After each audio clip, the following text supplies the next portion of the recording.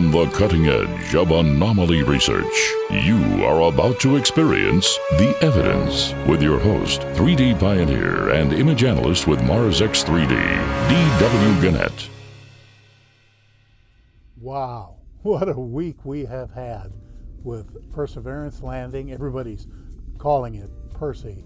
And the absolute flood of data that's coming in from the spacecraft. I haven't even begun to scratch the surface yet.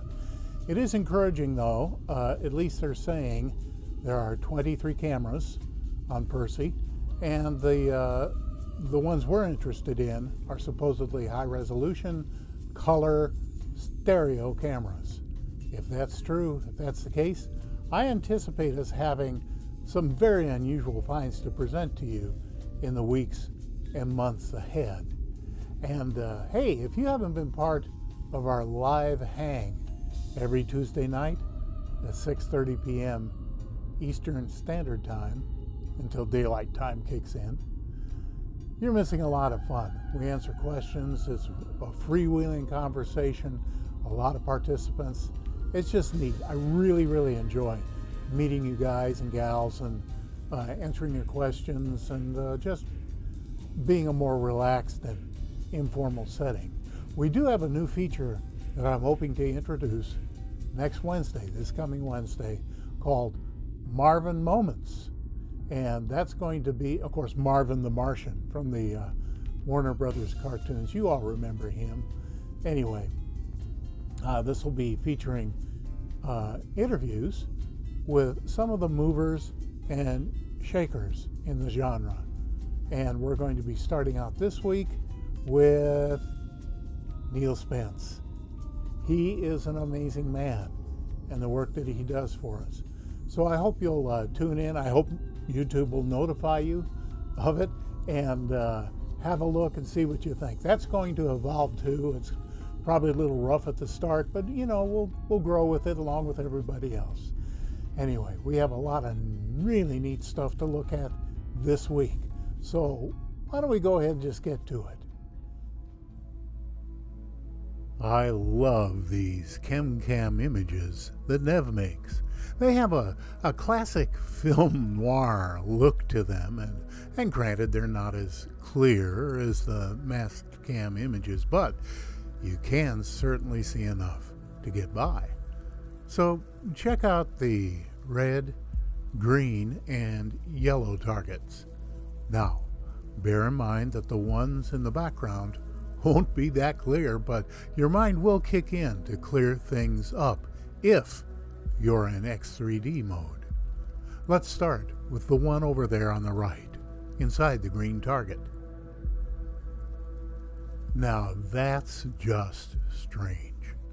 You can see the configuration for yourself, and it's nowhere near to being shaped like any of the rocks in the area.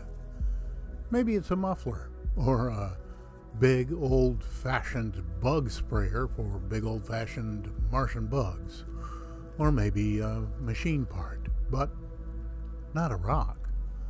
Let's go to the really blurry one inside the red target and get the blurriness out of the way. Definitely square. We can make out that much at least. Is it a building or an entrance to a tunnel? And are those rocks in front part of it or something made out of metal?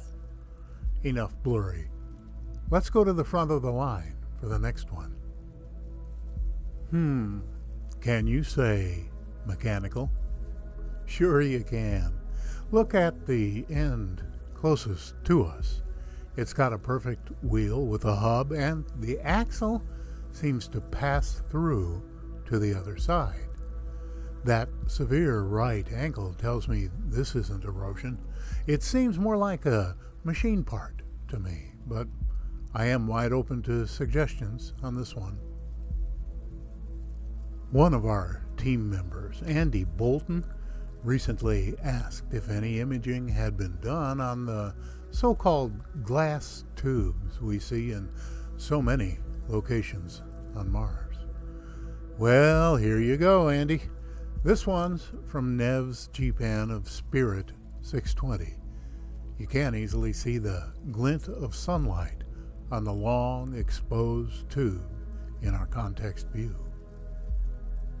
Looks like a gigantic earthworm, doesn't it? We can see it emerging from the sand on the left, then stretching quite some distance before it submerges once again beneath the sand.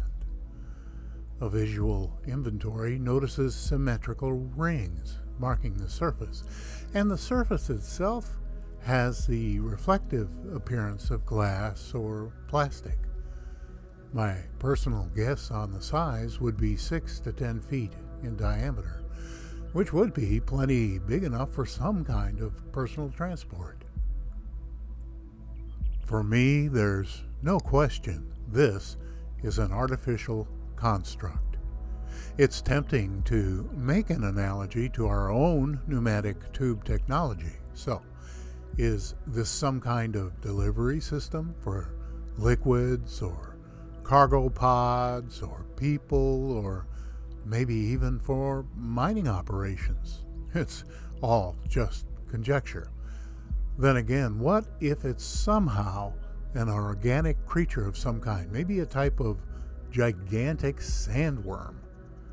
These tubes are all over Mars, so one of these days we're gonna find out, if we don't actually already know. Lanyi Gabor has found a good one here. This GPAN by Neville Thompson is loaded with anomalies, so you might want to click the link and go on an Easter egg hunt. Lanyi's wall is inside the yellow box, but I noticed another strange looking item down in front, inside the green box. Let's take a look.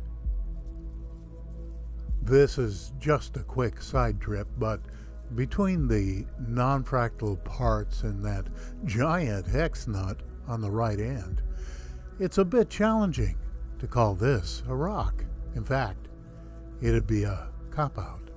But then again, I'm comfortable with thinking for myself. And I'm starting to think a lot of you are too. Let's go take a look at the wall. This is an amazing picture to me. Let me highlight a couple things real quick, like this dandy little machine on the lower left. We'll take a look at that in a moment. Or this beautiful square block right behind the wall. Let's get in close on that little machine. No, I haven't added any colors to this image. Those colors are in the image itself, though I have dialed them back a bit so it doesn't look too outlandish. This is really something. You've got what might be wheels, or at the very least, cylindrical parts on top and also to the right, plus tubes all over the side, along with the reflected shine of metal. And don't forget that golden tube open on one end, just to the right. Did that fall off, or is it something entirely separate? This wall is beautiful. Look at that even curve on the top edge and all those dimples from left to right. That right end almost looks like it has a half-buried door in it, doesn't it? And that corner facing us is perfectly radiused. It has an even thickness and clean straight lines. Is this a bunker of some kind? That perfect block tilted against the back side of the wall makes me think this area was a building that collapsed. This reminds me of a couple of other walls I've run across. This is rugged terrain, so the straight walls and right angles inside the target box should stick out for those of you who are learning to see non-fractals. Plain as day, isn't it? A walled compound nestled against a mesa. A natural defensive position, wouldn't you say? Long, straight walls, perhaps 100 feet or more in length, form a clear right angle that encloses a large, flat plaza. Symmetrical openings and or columns line the sunlit wall facing us. Let's get a bit closer. Notice that rear wall. That's sunlight on the ground, seen through pillars. There are lots of other details, and the imagination can easily run away like a dog set loose in an Alpo factory. But there's just not enough resolution to assign clear meaning to what we see in the smaller items. But take a look at the locator dot, about a third of the way up from the bottom. Look at that horseshoe-shaped wall on the left. Then move your eyes right across the courtyard to the strange building. Notice on the front a tube that curves out and back, and it looks like it'd fit inside the horseshoe if the two were brought together. What's that all about? This next one is just as strange. Shattered ruins of sedimentary stone stretch to the horizon. Over there on the right, a non-fractal shape catches the eye inside the target box. This is an unusually clear view of what looks like brickwork ruins to me. Actually, it looks more like really nice masonry work with field stone to my eye. The circular structure on the left side gives the impression of a housing for an old-fashioned water wheel used for grinding grain. The symmetrical shape of the overall structure is pretty hard to ignore, as are the distinctly parallel braces that join the two walls. Besides the many square plates that seem to occupy this area, take a look at the extreme right edge of the image, about halfway up. How is it that rock bends up like that? Could this be a metal plate or some other bendable material shoved up during the cataclysm? Let's move in really tight. Take a moment to look behind and to the left of the building. What could be steps or parallel cylinders march up behind the structure. Look at the carved rocks to the left of the stairs. Then back off and take everything in. Is this all just erosion, or is it something else? Well, that wraps it up for this week as I launch into a very busy week of combing through the thousands of new Percy images. I'll bet there's a lot to see if it hasn't already been hidden from us. And by now you may be aware of our Patreon and now our PayPal accounts. There are links under each video.